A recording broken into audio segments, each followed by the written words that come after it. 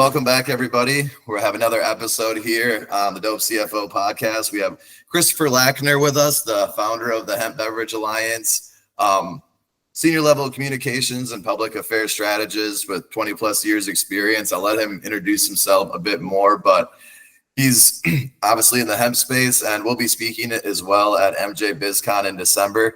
But Christopher, I'll kick it over to you to introduce yourself a little bit more and just give everybody your background, and we'll go from there. Yeah, absolutely. And I appreciate you letting me have the time to talk. My name is Christopher Lackner. I'm the founder and president of the Hemp Beverage Alliance. We are the trade association for the hemp beverage industry. We have about 235 members in our group. About 50% of those folks are brands, and then 50% of those are supply chain professional services, everybody from insurance companies to accountants to dope CFOs and everybody else in between. Our message is pretty simple. Our goal is to get hemp beverages on shelves and on menus anywhere where you can get a beer, wine, or hard seltzer. We're about somewhere around 18 months old, and I would say, as we like to say, we strongly feel the future of drinking is hemp infused. I would agree. I'm from Milwaukee, Wisconsin, and so we have a strong beer culture there. I lived in Denver for a number of years and saw the strong craft beer culture out there. But yeah, times are changing. And on that note, kind of, what did you do before the cannabis industry? I guess like leading up to Hemp Beverage Alliance. I know you had spent some times with some large extraction companies, and so just tell us a little bit about your background in the hemp space before you got started with Hemp Beverage Alliance. Yeah, and it's quite interesting because I did not come to the category as an enthusiast of the plant. I came to it as an enthusiast of the policy behind the plant. So I have, somewhere around 25, 30 years of public policy experience in a variety of other sectors. And then around 2015, 2016, I really got interested in the whole creation of, this cannabis industry where, a new industry sprouts up and new policy and regulatory regimes need to be installed. And so I was really fascinated with that. I moved to Colorado specifically to learn more about the category and the possibilities. I ended up working for a large international hemp extraction company during the CBD boom, and really learned a lot about the ins and outs of where I went from there. After that, I started my own beverage company. During the pandemic, I think, as there were some changes in the way the world was working, I decided it was a good time to start a beverage company with a partner of mine. And what was interesting about it was that I didn't know where to go for information. It was a brand new industry. There wasn't an established framework. So I ended up calling my competitors and saying, how are you doing this? What recommendations do you have? Where do you go to source your materials, et cetera? And at the time of the pandemic, that was particularly important because, there was a lot of stuff shutting down. There was a lot of chaos. There was a lot of supply chain problems. And so what was really nice about it was these competitors were very helpful. That turned into a twice monthly check-in call that we would have with, 2 or 3 of us, and then it became 6 or 7 of us. And eventually came to about 8 or 10 of us that would have these twice monthly meetings where we would share our, support each other, help each other out, exchange information, make fun of each other, all the good things that you would get out of a meeting. Yeah. So then flash forward to, I guess it would be 2023. I sell my interest in my beverage company to my partner, but I still want to keep this organization going, or this group, because it's been a really robust conversation. They became really good friends during the pandemic. And so I told the fellows, I'm like, I'll keep holding these meetings, even though I don't have a beverage of my own. And they're like, well, that's great, because word is out about us. A lot of people want to join this call. And so that is really how this organization started, just 8 guys and gals talking and trying to help each other out. And then 18 months later, 240 of us running our own conference and festival, speaking at MJ BizCon, having personal meetings with Senator Wyden to discuss his bills. It's been really quick growth, and I think testament to the people in the industry and the industry's the interest for in general for the category.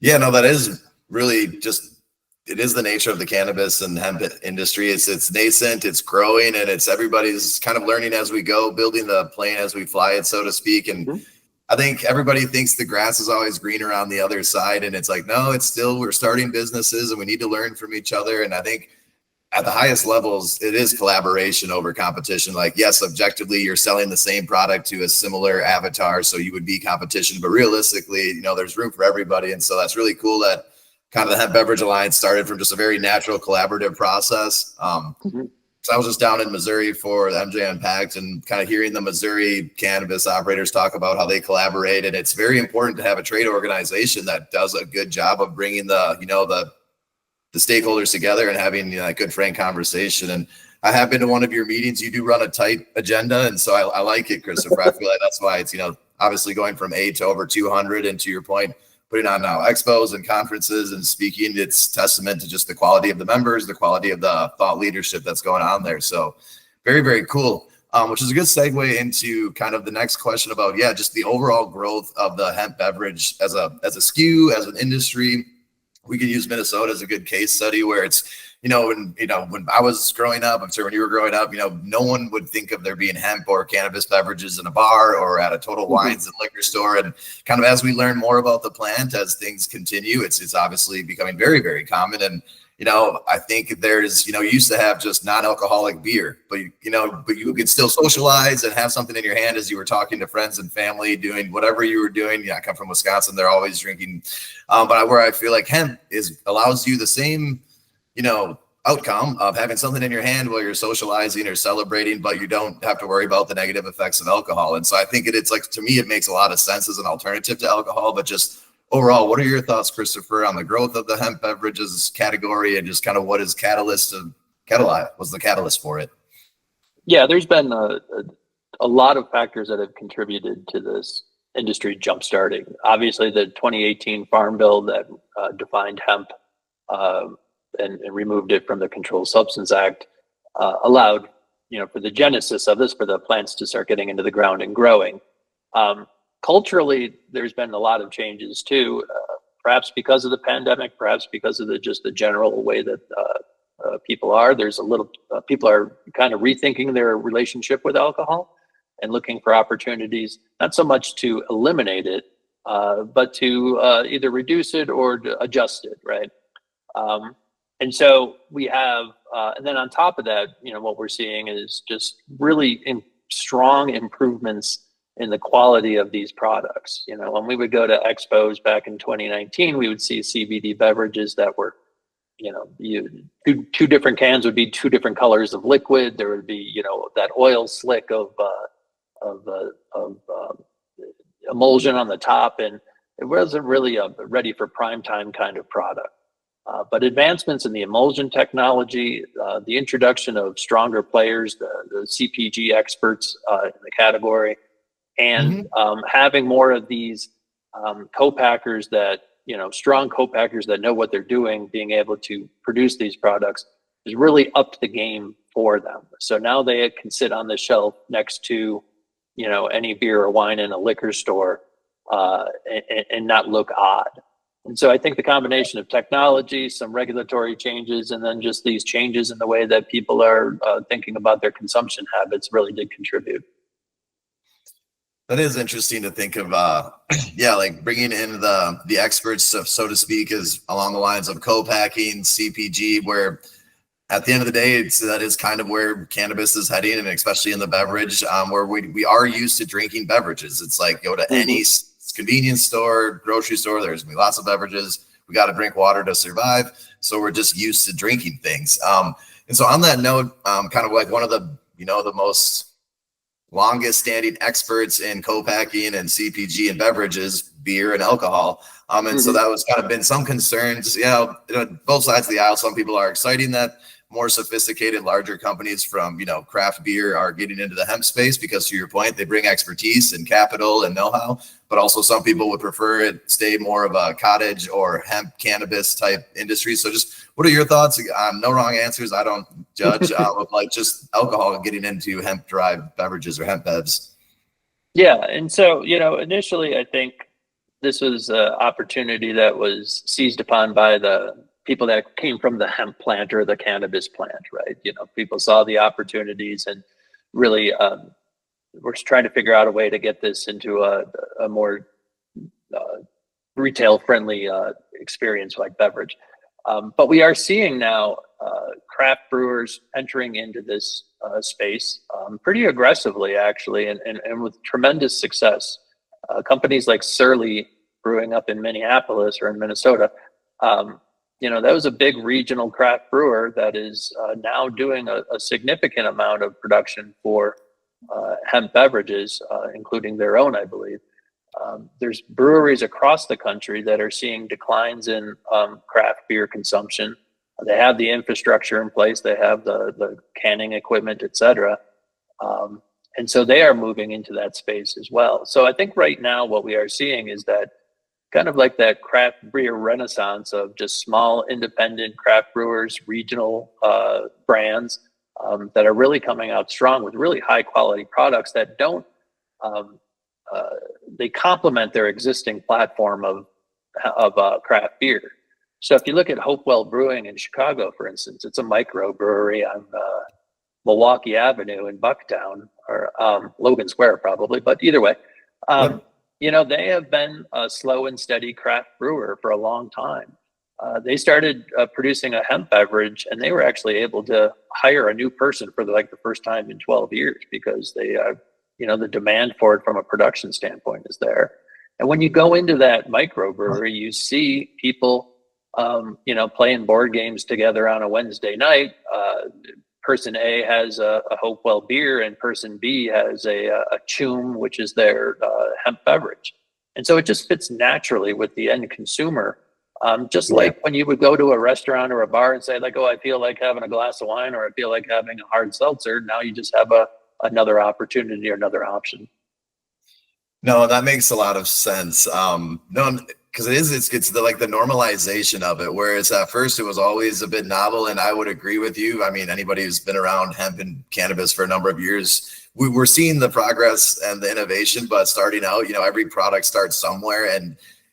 And so having those quality control, just standards in place, which is kind of always an issue and kind of that gets brought up. So I guess I would want what is your take on kind of the standards of the hemp beverage kind of SKU or industry? Where are they at currently? Where do you want them to be? And kind of how does the regulations and compliance standards for your products, how does that impact the overall industry?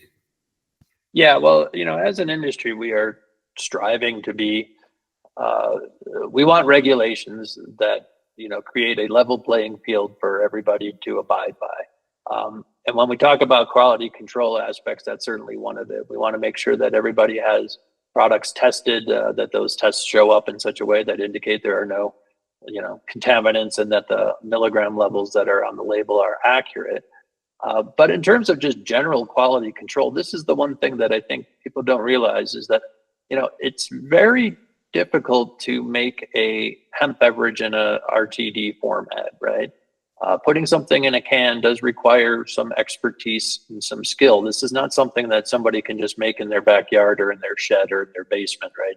Yeah. People talk. This is not a bathtub gin kind of thing of the Prohibition era. These are products that need to be held to high quality control standards just for them to be able to be on the shelves. Something as simple as a contaminant that's in a beverage that is able to consume sugar and then create carbon dioxide, can's gonna explode on the shelf. Yeah. So it's not the kind of thing that can be easily, and so the level of sophistication for this category, I think, is very significant when compared to perhaps other form factors. The other thing to keep in mind is that when we are selling to established retailers, some with, and we're working with distributors that sometimes have 3 and 4 generations of reputation at stake, they're in no mood and have no tolerance for products that are going to be substandard according to their criteria. And so this is one of the other benefits of the hemp beverage category is the quality control measures that happen from not only from the production and testing side, and when regulations are there, the regulatory side, but also the distributor and the retailers have their own quality control checks to make sure that the products that are on the shelves and the products that are going to be consumed by the end consumer are of the highest possible quality. No, that makes a lot of sense. Again, right? Like beverage has been around for many, many years. It's going to continue to be around. And so like, it's one of the form factors. It's one of the more unique form factors of ingesting cannabis. Trust me, it's already been around for a long, long time, to the point where we have brewers and canning establishments that are kind of repurposing what they're doing for this new product, but they have their own standards and quality control metrics in place, as do the distributors, as do the retailers. Cause yeah, you don't want to be going to getting your beverage from a place and it blowing up. And that is interesting. Whereas some of the other ones, like for sure, smokable or edibles, it's just slightly different. That makes sense. Okay, kind of moving along. So Florida was going to potentially vote on adult use cannabis. That did not pass. So just where's your take on kind of as states go from various stages of no cannabis program to a medical cannabis program, medical to adult use?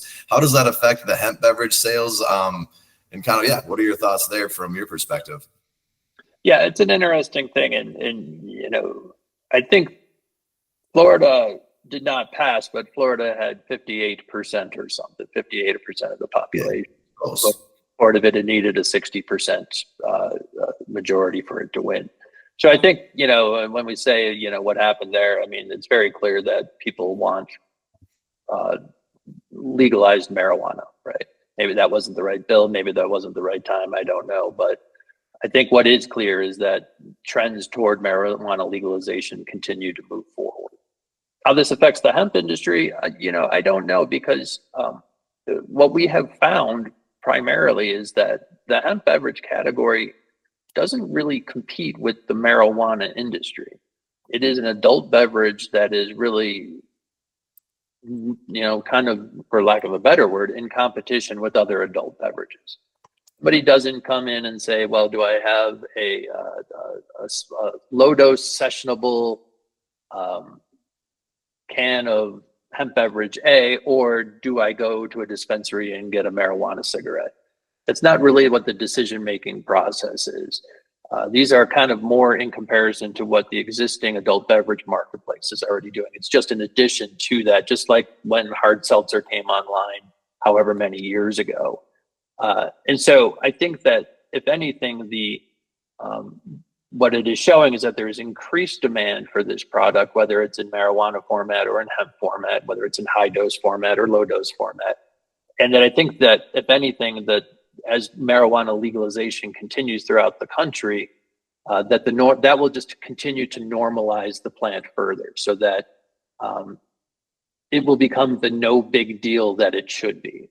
And I think that we're already seeing that in Minnesota, that these are on menus at restaurants, at nice, at fine, or, at restaurants that, are downtown, that are well respected. Yes. Yeah. These are not hidden behind the bar, nod and a wink and we get it for you. The normalization of this plant via beverage is significant, because it gets introduced into places where people are already shopping and consuming, right? It's one thing to go to a dispensary, and it may still seem a little bit weird. Do I have to go to a special store to get a marijuana thing? But it's another thing to be like, oh, the grocery store that I've been going to for 15 years has it now, or the restaurant that is around the street, who, and my kid is, a waiter there or a busboy there, that these are available. And I think that normalization and that no big dealness of it cannot be overstated. No, 100%. We are going through a change. And I think you really hit the nail on the head, is like hemp beverage or cannabis beverage, low dose. I would, especially just like low dose cannabis beverage, hemp beverage. It's more of an adult beverage alternative than it is a cannabis product. Yeah. And the way that I kind of delineated is like, yes, if I'm going into a dispensary, you're going to get flower, concentrates, vapes, edibles, predominantly of a higher dose. But like hemp beverage, because it is in the restaurants and the other areas, and because it is a pretty solid alternative to getting, alcohol, you still, to your point, your session, you're having that camaraderie with the people you're with, or by yourself, but avoiding the negative effects of alcohol, which is the whole point of alternative adult beverages.